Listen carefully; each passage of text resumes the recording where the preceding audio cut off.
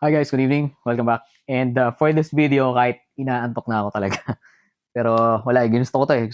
Ginusto ko maging YouTuber eh, no? So anyway, pag-uusapan natin tonight will be about solar power or solar crypto mining. Kasi guilty ako dito dahil ilang beses ko nang binabanggit na solar lang, pag bear market, solar, ganito. Pero at the end of the day, when I did my calculations, actually may advantages and may disadvantages din ang paggagamit ng solar sa crypto mining using GPUs.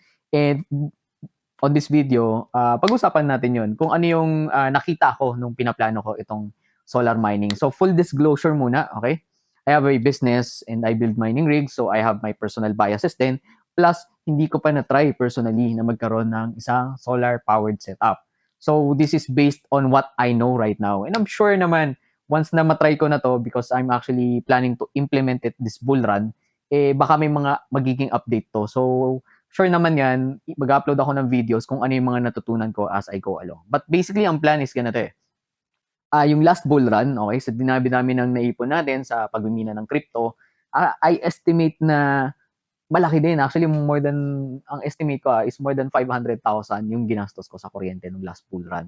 So, makalaki. Wala tayong magagawa. Ganun talaga kalaki. Dahil ganun din kalaki, lalo na nung nagpipeak yung pagmimina ko ng crypto. And hindi naman siya over a few months, guys. Over, I think 2 years, more or less, na pagmimina ng crypto. Problem lang nung time na yon is wala kasi akong sariling property. So, I was renting one of the properties of my mother. So, nagre-renta ako sa aking nanay. Kaya hindi ko pwedeng pakailaman ng bubong. But anyways, fast forward to 2023 or incoming 2024, ang plano ko is mag-try muna a couple of kilowatts dito sa bagong location natin dahil medyo malaki naman dito. Tapos i-expand ko siya eventually.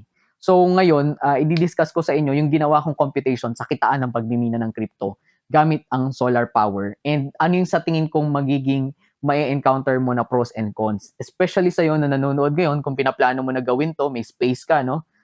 Para mag-install ng solar panels, sa'yo mismo yung property, ibig sabihin, pwede mong kahit pabutas mo yung bubong mo, yung brackets mo, etc., walang pipigil sa'yo. I hope na makaka-relate ka or magkakaroon ka rin ng ideas kung anong nababagay na solar setup para sa'yo.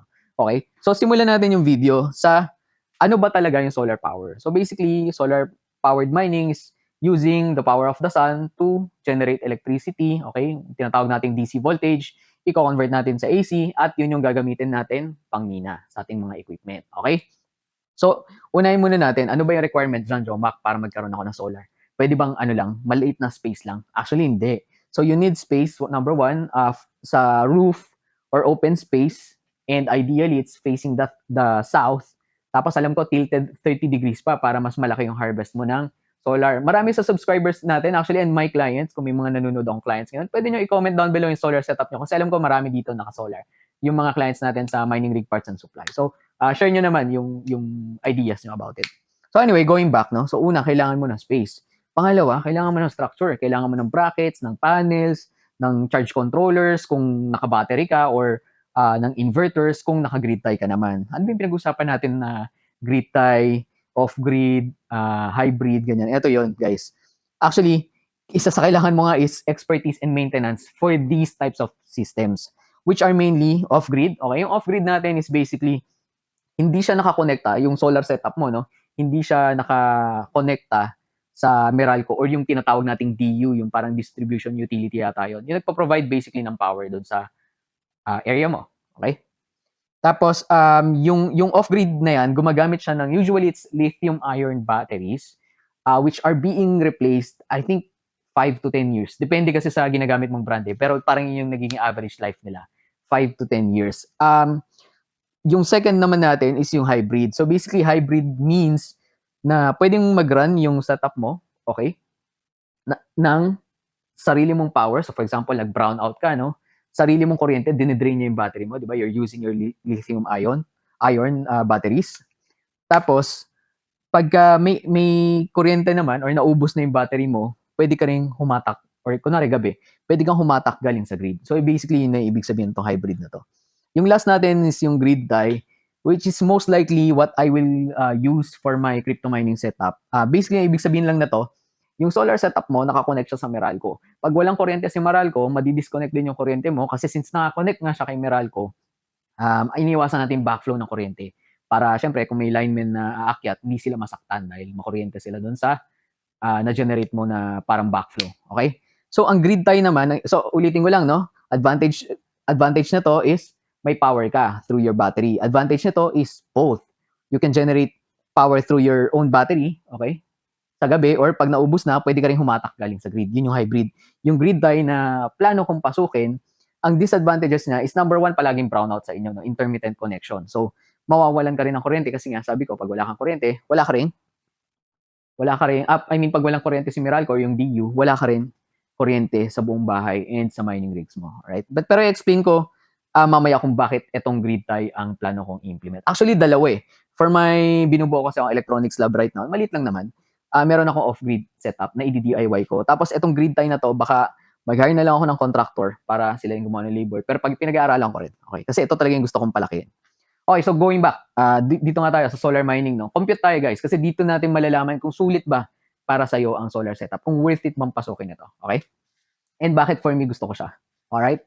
So, solar power based on grid tie, okay? Ibig sabihin, meron lang akong 4 na oras sa isang araw na na-generate ko yung electricity. Jomak, bakit 4 na oras? Kasi wala akong battery, okay? And yung 4 hours na to is actually 4 to 5 hours. Depende kung saan ka located sa Pilipinas. 4 to 5 hours yung average ng andyan ng araw. Okay? This is on a parang average on a yearly basis. Actually, sa computation, sabi nila 4.5 daw. Pero being conservative, okay? Kasi mahirap mag-overestimate, guys. 4 hours lang yung nilagay ko. Okay? So, ganito. Computation na nga tayo. Ang akala ko before, which is my fault as well, maling knowledge, okay, kulang pa sa knowledge. Akala ko before, buong kalahating araw hanggat may araw, libre yung mining. So, hindi pala ganun, guys. So, when we say 4 hours lang, nagge-generate ng kuryente ang aking mga solar panels, ibig sabihin, kung naka-grid tayo ako, yung 4 hours lang na to ang more or less libre. Okay? Doon lang ako makakalibre ng kuryente. So, yung problema is, yung 20 hours, okay, 20 hours nagmimina ka, kumukuha ka pa rin ng kuryente galing sa grid. Okay? So, sa computation na yun, 24 hours, divided by 4 hours, more or less 16.7 lang percent ng kuryente mo yung libre. Okay? Yun lang yung matitipid mo. Assuming na magagamit mo lahat yung capacity ng solar mo for your mining. Okay? And I actually suggest na sulitin mo, di ba? Mas maganda ng gamitin mo, ubusin mo lahat sa mining, plus kulang pa, magdadagdag pa ng konti galing sa grid. Okay? Kaysa yung sobra. Ako ganun yung opinion ko. Mas maganda sulitin mo. So, in this video na ba, Jomak, okay, sige, bye-bye. 16% lang pala so wala yan. Actually, I will beg to differ. Okay? Again, this is my opinion only. Yung 16% less na energy na yan, imagine nyo, di ba?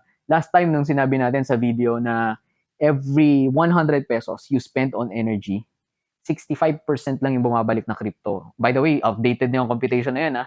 When I said that, I think the Bitcoin is around 35,000 only. And right now, it's trading at around 42,000 as of December 5, 2023. So I hope if you're watching this na January na, mas mataas ang income sa crypto. But anyway, ang etong 16% na to, constant to kasi constant relatively speaking kasi ito yung 4 hours sa isang araw. So more or less ito lang talaga yung matitipid mo. Pag nag 5 hours ang araw mo, more or less mga nasa 20% yan ng savings.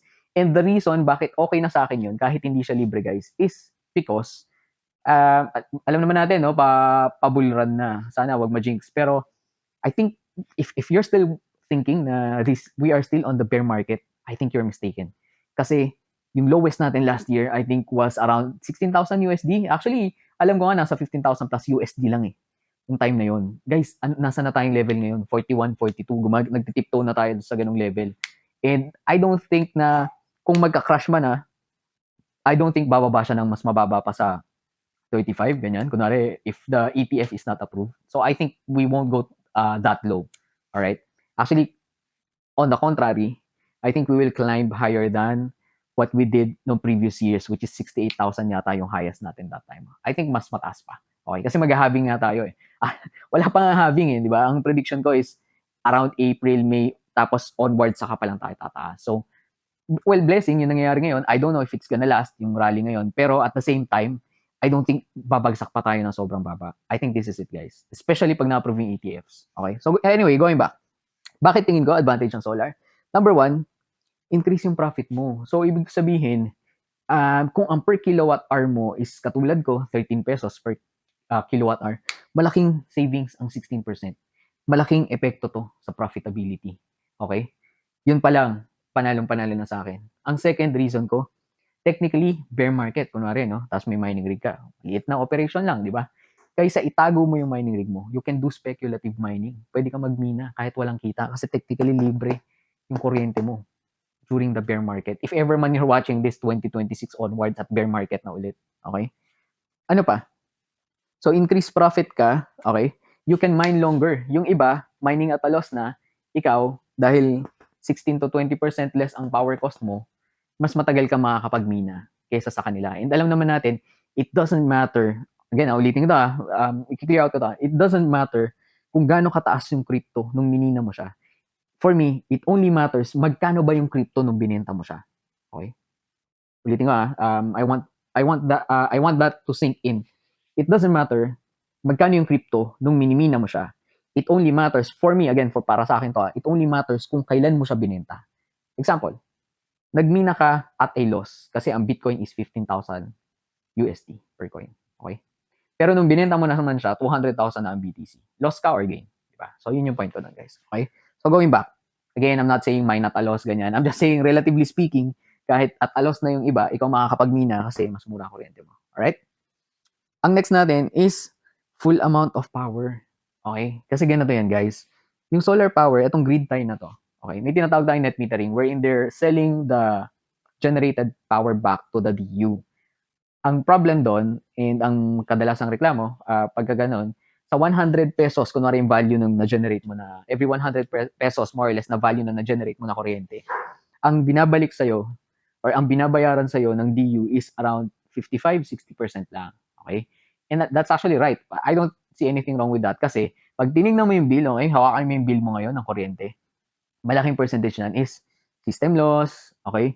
Yung VAT, okay? Hindi lang yung yung generation charge, which is yung generation charge lang ang binabayaran sa ni Meralco, okay? Or yung DU mo. Pero if you're going to use this for mining, okay, which is sa akin ganun yung gagawin ko, instead na ibenta ko ng kalahating amount lang, okay? So para sa mga naka-solar na dito, no, kaya nagtatagal yung ROI natin is instead na kalahati lang or more or less within that range ang bayad sa atin sa generate natin power, magagamit natin siya, yung full amount niya sa crypto mining. Alright? So yun naman yung tingin kong advantage kaya nag-grid tie ako. Okay? Ano naman ang reason kung bakit ayaw mo mag-off-grid? Mag-off-grid ka na lang, Joma ko. Kasi kahit gabi, kahit anong oras, kahit more than 4 hours, pwede kang magmina. Okay, ganito kasi yan, guys. Itong off-grid na to, mas malaki yung kailangan mong investment amount kasi it has a lot more components going into it. Base sa pag-aaral ko, kasi nagbubuo ako ng off-grid din para sa electronics lab ko, which is, I think mga 1 kilowatt lang ang plano ko. Or siguro sagad ko na 1.5 kilowatts. Tapos, 3 to 5 kilowatt or maybe 6 kilowatt na yung sagad ko ng grid tie. Okay? Dalawang klaseng setup kasi gusto ko. Ang problem ko dito, guys, okay, is yung batteries. Alright? So, mga familiar dito sa batteries, alam mo naman yan, sa phone mo, sa laptop mo, kung meron kang UPS, if you're using lithium-ion, usually, okay, kahit yung mga ibang combination pa na lithium polymer, yung mga ganon, polymer ba? Basta yung LiPo, yun. Anyway, kahit iba't ibang combination mo ng lithium, ang Achilles heel kasi, disadvantage of lithium is, over the long run, the more na meron kang charge cycles doon, naluluma siya, so kailangan mo siyang palitan. And battery is very expensive. Ang problema, guys, yung mining natin, ang taas ng requirement ng power. So kahit naka-battery ka, your mining rig will not run overnight using batteries unless tagtarin mo ng batteries yung setup mo, which is very expensive. And you will need to replace that every now and then. So mangyari, baka yung kinita mo, pag mapalit mo lang ng battery, nasisira mo. So yun yung opinion ko. Again, I may be wrong kasi hindi ko pa na-experience. And for sure naman, gagawin ko yan. Magmina rin ako using this one. Try ko rin para ma-update ko kayo. So subscribe lang, no? If you're watching this one, di pa kayo subscribe. Subscribe lang para magkaroon kayo ng update kung ano yung nangyayari sa mining natin during 2024 run onwards. Okay. So yun yung reason ko for this. Pero may advantage siya kasi kung hindi stable ang power mo, which is stable naman, sobrang stable talaga. In fairness, yun naman yung maganda dito sa location ko, sa Caloocan. Napakaganda. Parang nag-brownout yata dito, oras lang. Parang 4 hours lang in 1 year. So, sobrang ano pa, may pumutok na, parang may bumagsak na puno malapit sa amin. Pero kung wala yun, kung di nangyari yun, never nag-brownout dito. More than 1 year. Okay? So going back, kung hindi stable ang power mo, okay siya. So if you're watching this, especially yung mga clients natin, actually, we're shipping nationwide, no? So marami tayong clients, Zamboanga, Davao del Norte, yan, umabot talaga tayo dyan, nag-ship out tayo ng rigs dyan. Marami tayong clients na nandyan. Cotabato, yan, Butuan, marami tayong clients na dyan naka-base. Kung hindi stable or may problem ang area mo or ang DU mo, pwede mong gamitin to. Joe, makakasabi mo nga lang, lugi. Hindi kasi pagka nagpa-power outage lang, doon lang siya magkukuha ng kuryente sa battery. Tapos pag bumalik na yung power, ano ka na ulit? Pwede ka na ulit sa coming from the grid. Okay? Kung hybrid ka, syempre kung hybrid ka. Anyway, so going back, no, close ko na tong video na to by saying kung kanino ba para ang solar setup or kanino ba siya hindi pwede. Okay? Ganito yan. Kung ikaw ngayon, okay, is may solar setup ka na and gusto mong mabilis yung ROI ng solar setup mo, unfortunately, hindi ko ma-recommend sa'yo ang solar crypto mining. Why? Kasi alam naman natin na your mining rig costs a lot of money. Actually, isang mining rig will be more expensive than your typical solar setup. So instead na mag-ROI ka na dito, to doublein mo actually yung gastos mo. Ganun katagal bago ka makabawi. Alright? Again, I'm not saying na huwag mong gawin, okay? I am just suggesting kung ako yon hindi ko siya gagawin. Alright? Next natin, kasi may nag-comment paano pag simula pala ako, negative ba? Hindi sa ganun, hindi sa negative. Feel free kung ano yung gusto mo. Invest your money your own way. When I started mining, actually, nag-credit card debt ako. Bakit? Kasi nung time na yun, trinay ko. And lakas ng kita. Ginawa ko, minax out yung credit card ko, nangutang pa ako. Kasi parang tinaya ko talaga yung pambili ng sasakyan, plus credit card yan, plus nangutang pa ako sa mother ko. Kasi talagang gusto kong bumuo. Alam ko talaga nun. Nag-click talaga nun. Alam ko na, sabi ko, etong mining na to, tatamaan ko to. Minsan lang ito mangyari, too good to be true to, i-grab ko na yung opportunity. And, maganda naman yung naging result sa akin. So, I'm not saying don't do it. Ikaw, decision mo. Pero I'm against it. Okay? I would advise against it. So, Jomak, ang haba ng video mo. So, para kanino nga solar mining? Ito na nga. I would suggest you do solar kung you have a mining rig right now. Okay? Meron ka mining rig. Tapos mataas yung kuryente mo, katulad ko. Okay? And you also plan to put up solar power anyway. Which is ganun din yung sa akin. Diba? Nabili ko na yung property, inayos ko na yung bubong, niready ko na, ang ganda ng pwesto ko kasi yung harap ko, yung front ng property is facing the south. So maghapon may araw ako. Sobrang init actually. Instead na bubungan ko yan, yung harapan ko, total maglalagay na rin ako ng poste, ng trusses. Bakit hindi na lang ang ilagay ko is solar panels. So yun yung ano ko. And I will update you guys kung ano yung developments doon. I'm planning to do it, hopefully. Nag-aantay lang ako ng sign talaga na parang sure na, yung parang 1,000% sure bull run na. Siguro pag na-approve yung mga ETF this first week of January. So anyways, that's it. Sorry, the video was long, but I really wanted to tackle everything bago ako mag-recommend. And that's it. Thank you for watching the videos. Marami pa ako i-upload, like yung GPUs versus ASIC. So watch out for those uploads, guys. Salamat sa panonood. Jomak here, and peace out.